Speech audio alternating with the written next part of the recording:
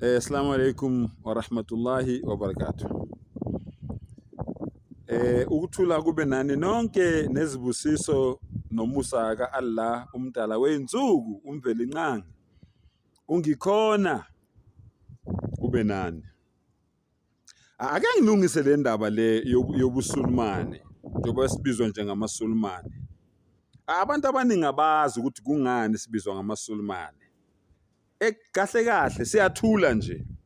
Akekho kahle kahle umuntu oyisulumane. Akekho. Asikho isizwe samasulumane. Asikho. Kodwa siyathula nje ngoba nisho kanjalo. Yayibona into ezinjalo. Ayelaya ngikutshele. Umuntu owumZulu uyabona uyathanda ukunqamlela. Umuntu ngikhuluma ngomZulu uyathanda ukunqamlela. Angikhulumela ezinye izizwe mhlambe nazo ziyakwenza kodwa ngikhuluma ngabanguni laba sebabizwa ngamaZulu namhlanje. Angifuni ukungena lapho ukuthi ke ukuba umZulu apartheid angifuni ukungena lapho. Noma umfakela angifuni ukungena lapho thina singabanguni. Lalela ke. Kunegama elithi umkhulu komkhulu. Angithi yabona the great of the greatest. Angithi omkhulu komkhulu. Kodwa umZulu wavele wanqamlela ngoba etshela umlungu ehluleka ukuthi umkhulu komkhulu wathi nkuru umZulu wakuthatha lokho namhlanje umZulu uthi uNkulunkulu. Yayibona kahle kahle uNkulunkulu into eyashiwo umlungu ngoba enqamlela engafuni ukuthi omkhulu komkhulu ekhuluma ngobani umdali odale omkhulu wathi nkuru namhlanje umZulu uthi uNkulunkulu. Le ngakithi bekunebhunu angazi noma lisaphila yini igama lalo uVan Zyl. Kodwa ngoba amaZulu ayathanda ukuzikhandela izinto namhlanje lelo bhunu lelo bese silibiza ngomfaniseni. Yayibona ngikubisele nje ngestrati lesi sila edrobheni okuthiwa uVan Veilig. Sila edrobheni eJohannesburg okuthiwa uVan Veilig. AmaZulu leso strati lesathi umfana velaphi. Yayibona kukithi kusegazini kithi ukushintsha izinto. Kunebhunu ngala balibiza uMaxwell amaZulu athi uMatshwele. Yayibona nje into yakithi leyo ayisithusi. Ngithi ngikutshele ukuthi ubusulumane njengoba sibizwa ngamasulumane eqhamukaphi. Kunendoda eyathatha iIslam yabona iIslam yabona ubuhle beIslam igama layo kwakuSolomon. Le ndoda le. So bathe mangabe beyitshela ke le ndoda ukuthi wendoda njengoba wena usuyimuslim manje ngithi yabona wasethi yena uyathanda naye ukuthi athole igama lesi-Arab njengamanye amasulumane. Awufostwa ngenkani ukuthi ushintshe igama lakho. Awufostwa ngenkani ukuthi ushintshe igama lakho. Njengoba ngumzwandile nje ngunhlakanipho angifostwanga ngenkani ukuthi ngithathe igama lika Ishmael ngoba nayo Ishmael umkhulu nayo yenzala abantu okuwumlando omude nawo lokho. Okay, awufostwa ngenkani. Kodwa uma wena uthanda ukuthi nawe ube identified uyabona mawuhamba nje uhlangana nabantu assalamu alaikum brother Ismail bayathuka nabantu labo hamba nabo abakwazi ukuthi umzwandile noma unhlaka hawu ndoda so uIsmail from nini so uyabatshela ukuthi hayi mina ngathi mangithatha lento ngase ngikhetha legama leli likamkhulu Ishmael. Angithi yabona ngoba ngifuna ukuba identified ngibonakala ukuthi nami ngiyisulumane kodwa angifostwanga ngenkani. Manje igama lakhe kwakuSolomon. Wasethi ke yena ke ngoba ngesi-Arab uSolomon uSuleiman.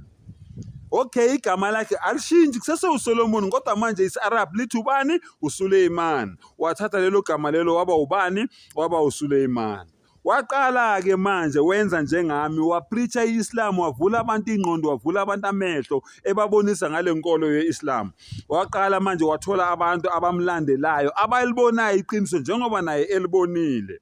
Abantu ke bethi bayamgcona bethi bayambhuqa bathi mabedlula behamba beye enkonzweni beya emosque beyothandaza bathini bathi bamshintsha igama kuqala abasathi uSuleiman bathi bani uSulumane. AmaZulu ke la bathi uSulumane.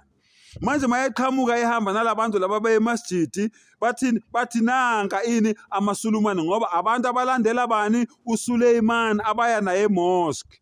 Liqala kanjalo ke igama lokuthini thina singamasulumane asiwona amasulumane. Usulumane umuntu owethiwa abantu ngoba bengafuna ukumbiza ngegama lesi-Arabhi lithini Suleiman. Asinankinga ke noma ngasibiza ngawo amasulumane kodwa seniyalazi imvelaphi yaleli gama ukuthi size sibe amasulumane kusuka kuphi. Singama-Muslims.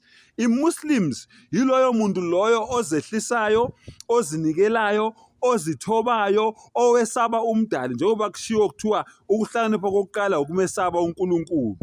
Yi-Muslims ke lelo ukumesaba umvelinqangi, ukumesaba umdala wey'nsuku, umkhonze yena yedwa. Yingakho ke bafowethu sithi manifuna ngempela i-Afrika ihlangane ibe yimbumba, thathani lento bafowethu isikhathi sisekhona.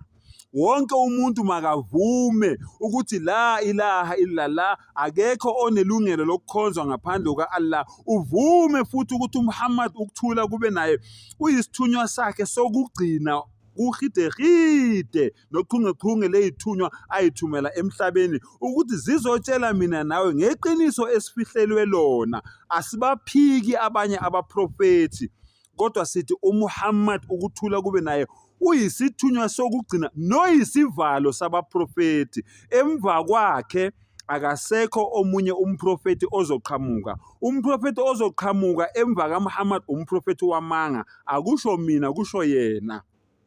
Qala Rasulullahi sallallahu alayhi wasallam, ana khataman nabiyyin, mina ngiyisivalo, mina ngiyisithunywa sika-Allah sokugcina. La nabiya ba'di, akasekho umprofethi noma isithunywa sika-Allah esizoza emva kwami. Kusho ukuthi ubuprofethi buvaliwe ngaye. Shilo ngathi thina ama-Muslims asizikhulumeli. So wonke umuntu ozibiza ngomprofethi namhlanje ungumprofethi wamanga, ungumqambi manga. Funda uJeremiya 23 uye kuverse 16 uzwe umdali ekutshela encwadini kaJeremiya, ngisakhuluma ngeQuran, uthi bathi bezwe izwi lami babe nini nami emhlanganweni, balaze laphi izwi lami. Ngangibabize nini ngathi mabahlangane, ngase ngithi ngiyabathuma. Angibathumanga, bayazenzela bona okwezinkanuko zabo. Uyifunde nawe uyitholele yona. Angibongeke bafowethu. Ngiyathemba ukuthi amehlo esizwe sakithi ayavuleka manje, ingqondo ziyavuleka, ukukhanya kuyafika kancane kancane kuyafika. Bayangifonela abantu bayangibuza ukuthi ithathwa kanjani lento. Ngiyabachazela ukuthi mfowethu la ukhona hamba nje emosque eseduze nawe. Ufike ubatshela ukuthi uzothatha le Islam, bazokutshela ukuthi uyithatha kanjani. Awubhadali ngisho nesente emnyama bafowethu. Ngiyambonga nje umdala ukuthi abantu bakithi manje amehlo ayavuleka, bayayibona lento. Angiphinde angifosti muntu ukuthi abe Muslim, angifosti muntu ukuthi abuke ivideo yami. Kodwa kulabo bantu labo umdala bavula amehlo balibona iqiniso, ngiyababongela, ngiyababongisa ngoba ngempela angeke ube yiMuslim umdala engazange akudonse akwamukele enkolweni yakhe yeqiniso. Angeke noma usuthanda. Nawe wena ongafuni ukuba yiMuslim manje awuzenzi, umdala akakakwamukeli, akakakudonsi. Ngicele ukuthi ngoba iqiniso sengilibonile, ngicela ukuthi ungidonse nami ngifane nabanye sebelibonile iqiniso. Ungakamceli engakakudonsi yena angeke uzube yiMuslim. I don't want to lie to you. Ngiyabonga.